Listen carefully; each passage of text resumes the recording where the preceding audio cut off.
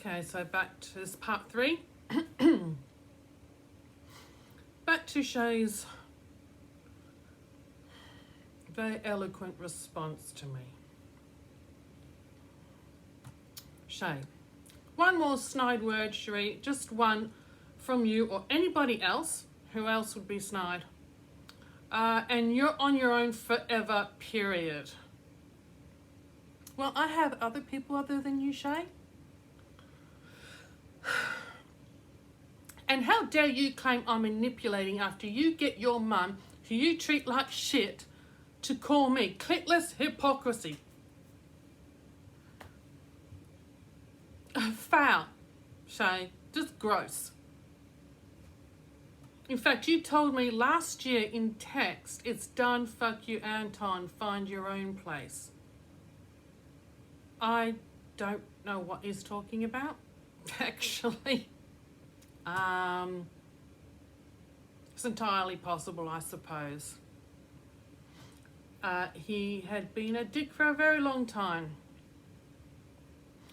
And fine, since that means I can say the same thing to you. See, it's a tit for tat. He has to do that.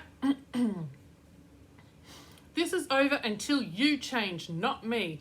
You fuck this, not me. Get a goddamn grip, the one who's losing it. God, Shea. And I'm not buying anything until you change, full stop. As of now, deal is over. You see how he just escalated without me even fucking saying anything. He's just gone from 0 to 100. You don't need to fucking say anything to this guy.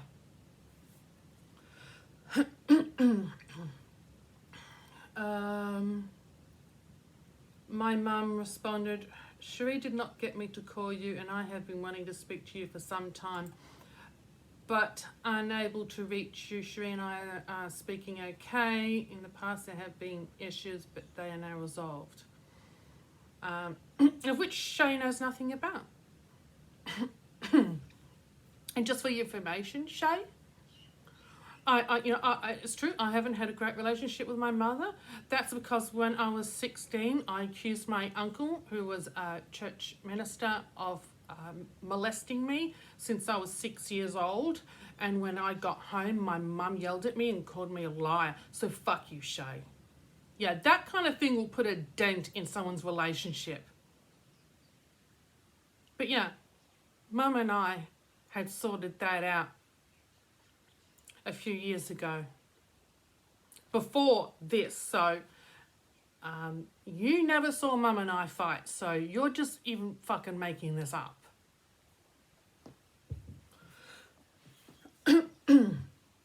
Oh, now here comes some A-grade hypocrisy from Shea. His response to my mum. I respect your response, Roz, and accept it, but nothing changes regarding what I need from Shea. Nothing. And Shea having you text me just removed another $50,000 from purchase budget. Don't let her bully you. Wow.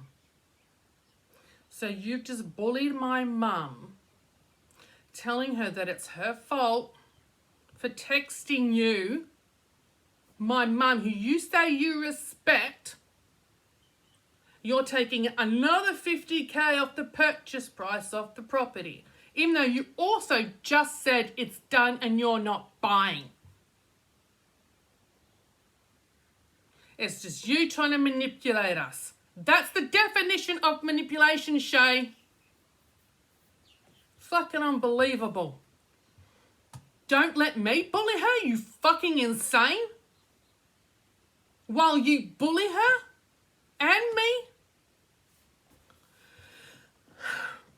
Keep this up for only 4 hours and I won't spend more than $300,000, Shea. Good luck finding a house for $300,000 anywhere in this fucking state. You can just go live in a fucking shed then. My reply. I am not reading your rants and insults, and I hadn't read most of this. Honestly, I didn't read most of this. Oh, fuck, the phone's calling. Ignore that. This is really shitty timing. Shut up, phone. Oh, Jesus Christ. Stop. Oh my God, this is bloody timing. Okay, so my response. I am not reading your rants and insults. I have emailed you my conditions. Do not contact me without an apology. I'll go over those emails in another letter. Video letter, this. So I just emailed him some thoughts. They're easier to type than on an email than a fucking text. His response, absolutely hypocritical. Really, Shea? You're the one talking about hypocrisy? There's no point I have been hypocritical at all. This is over, by your own home. And I said, goodbye then. His reply, thank God you gave me the boot last year. I don't remember that. Fair is fair, I'm calling it quits now. Fair is fair, I'm calling it quits now. You do this all the time. I shall buy no property in Victoria ever. Me, what the fuck is wrong with you? Like, we literally just said goodbye. Stop texting. Stop, he says. It's done. Ask yourself for once what's wrong with you. It's over. Have a good life. I just texted, you need help. Here's this one. Thank God. I guess he meant to say get a life or something. Me get a life? Dude. You're insane. And you can see he's pushing and pulling, trying to get leverage over me the whole fucking time. And if you think that's the first time, he's been doing that since the beginning of the relationship. And I brought this up with him. I found an old letter last year that I'd written. I eventually emailed to him because he would always yell over me and not let me talk about issues that I had. And it got to the point, I could not speak to him face to face or on the phone. I had to email him so that I could say what I needed to say. And we'd been over this before. And this is the sort of shit. He will not listen to people. And everything has to be about Shea.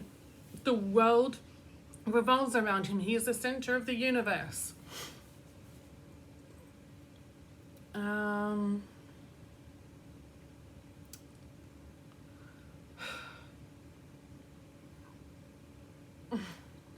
mean, I don't even know where to begin. That was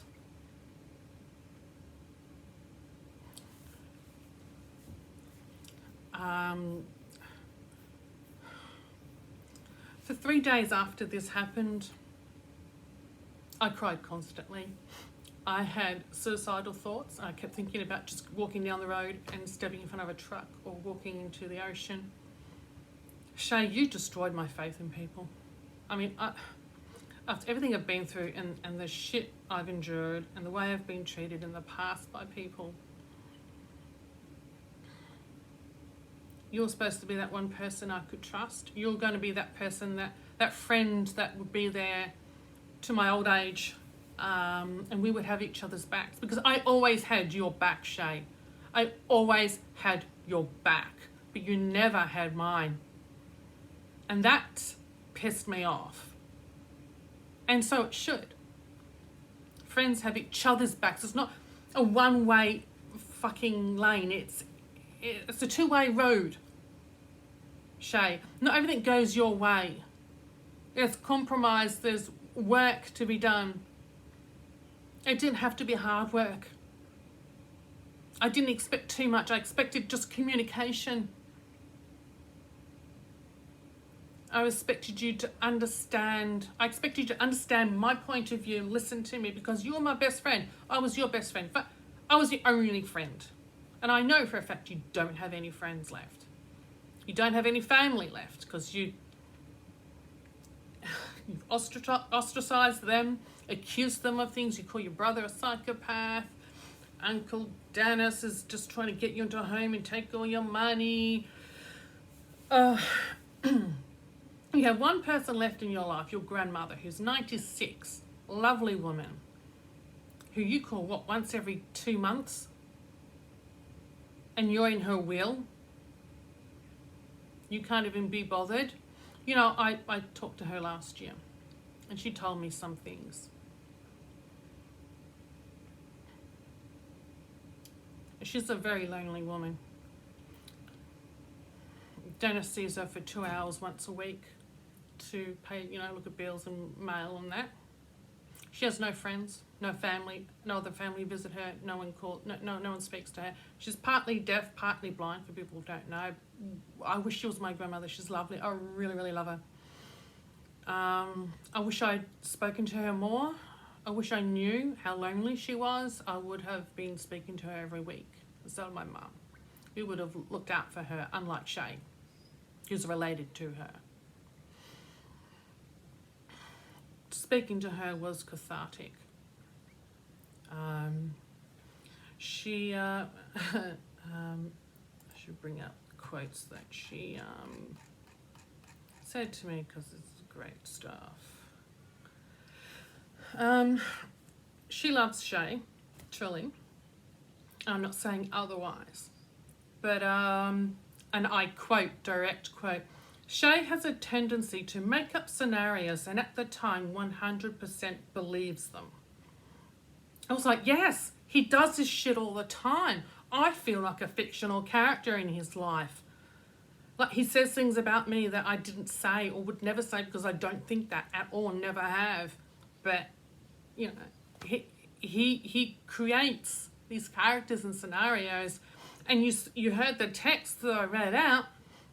He changed reality as he went. He had no idea what was going on. He was making it up. And he probably believed it. It's still manipulating. And I knew you were imagining things. You've been doing it for years. I tried so hard to approach you about these things, but you're so damn miserable all the time. And you never want to discuss anything that matters. So, guess what? I am not an anger junkie. I am and was angry at you, but you never asked me why. That's because I knew you were fucking lying to me. And I knew you were making shit up. And sometimes you believed it and sometimes you didn't. So, lies. I didn't realise until I spoke to your grandmother how much you had been lying to me. Like, pathologically shit I wouldn't give a shit about. Like how old you were when your father died, or what suburb your grandmother lived in. All lies, all wrong. So either you have no idea what is reality, or you're just fucking lying about anything and everything. You can't fucking help yourself. And what about when I tried to speak to you about getting onto NDIS to help you when you're living on your own, to have someone care for you, to help you out. He's living in a 3-story house on his own before Jimmy came along. He tells me, oh, you can't be on the disability pension to get NDIS. So what the fuck are you talking about? It's the first thing that's mentioned on the site. You have to be on the disability pension to get NDIS.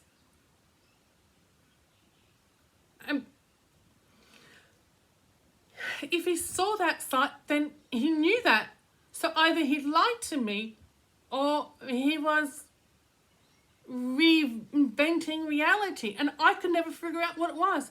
He was also fucking wretchedly miserable all the time that I never wanted to upset him, so I couldn't push anything with him, and then he would yell over me if I did. Oh, it was just a cycle that he was blaming on me, but it was you, Shea. You were the cycle that couldn't be broken because you wouldn't listen and you wouldn't communicate and you wouldn't face the truth. I've got to end this and I'll get on to part 4.